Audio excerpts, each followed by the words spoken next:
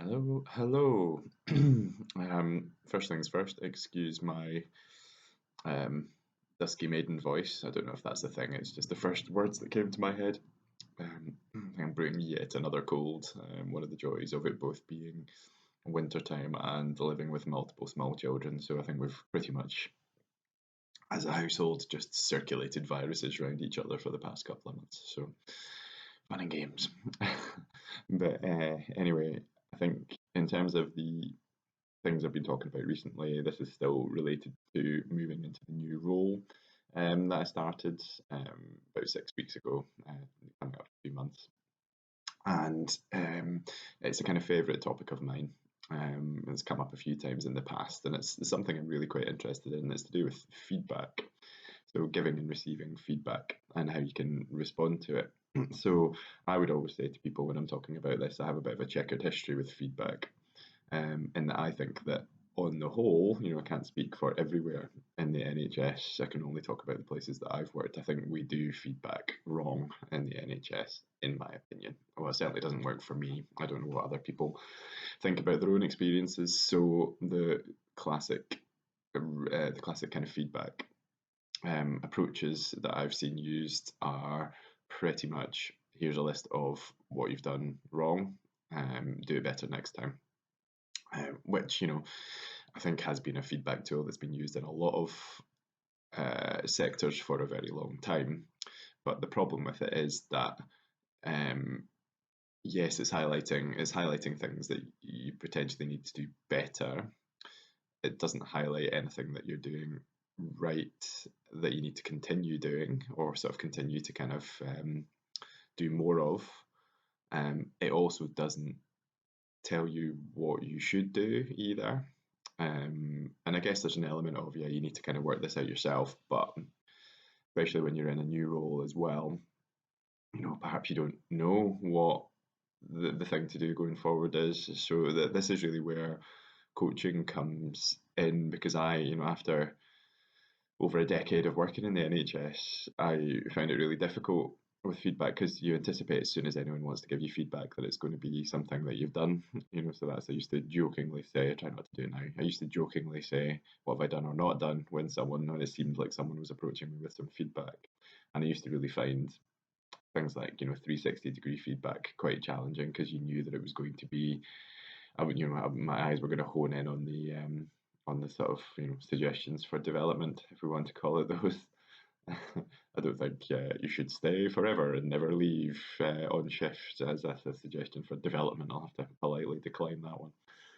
Um, so when I did my coaching qualification, there's a lot of feedback involved in that, and I was aware of that.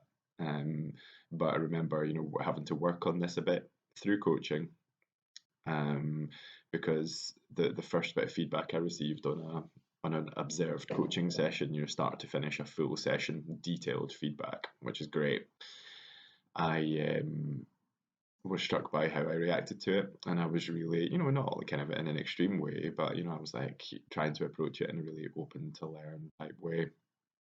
Um, but internally, I felt really disappointed, and I only looked at the negative stuff. It was a bit like how I'd always looked at 360-degree feedback. I would always hone in on the negative stuff and kind of ruminate over it, I guess. And that was exactly what I did. Even although I was like, come on, we're going to be positive. It's a chance to to learn and grow and develop. And I remember bringing it up in a group mentoring session that we had as part of the coaching diploma. And that was what the course organizer had kind of said as I was describing this. She just very simply said, "You've got a threat response to feedback," and I was like, "Yeah." Excuse me. Yeah, I do, and I think that's it in a nutshell, really.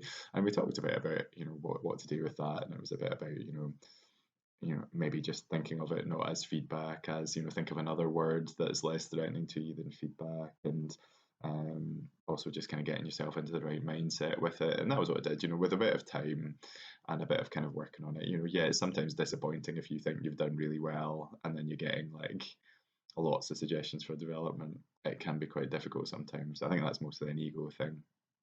But yeah, it's just kind of taking some time to get into the right mindset to receive the feedback. And certainly through the course of the diploma, I did find it easier, with practice and with time, and sort of to immerse myself in that environment of, not working in healthcare and working in a kind of coaching arena.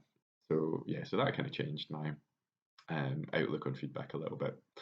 And then coming into this new role, there's a lot of feedback involved. And they tell you that right from the start. They're very, very honest with it. You will get a lot of feedback. You will probably find it difficult at times, but it's meant to help you develop. And that's really kind of how it works. So from when you're going through the early stages of training, as soon as you start, writing bits of reports and submitting it to your trainer, you'll be getting detailed feedback on that. And some trainers, I think, are better than others in terms of giving you, I think you did this well and this well, keep doing that. But these things you need to do, don't do this differently next time. So you're trying to kind of take all of that on board. So it's very much learning by doing, and it intensifies as you go through the training to the point where you're kind of dealing with clients essentially. So you do that in a simulated fashion. You learn all the theory, you do it in a simulated fashion. Once you're deemed competent at doing that, you do it with live, real clients, with someone experienced supervising you, and you then ultimately, which is the stage I'm at now, deal with live clients on your own, and then the feedback that you get is mostly about the reports that you generate at the end, and the reports have to be very, very detailed, as I'm finding out, and it can be really, really difficult. Again, you get, you think, well, I've given that my best shot, and then you get, rafts of feedback on it. And it is, it was very much as sold. It was, you'll get a lot of feedback. You will find it difficult at times. You won't always, you won't always feel that you're doing well, but just kind of read the feedback, take it on board, learn the best you can, and try not to make the same mistakes twice. And that's fine, because that's it's a really kind of potent learning tool. But I know that most people that I've spoken to, who are already through that stage or who are in it now, found it very difficult and find it very difficult.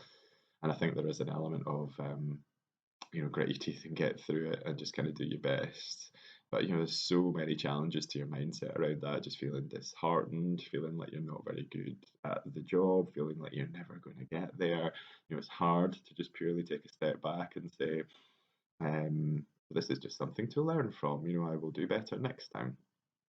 And I think that does happen, but I think it is quite challenging on the mindset.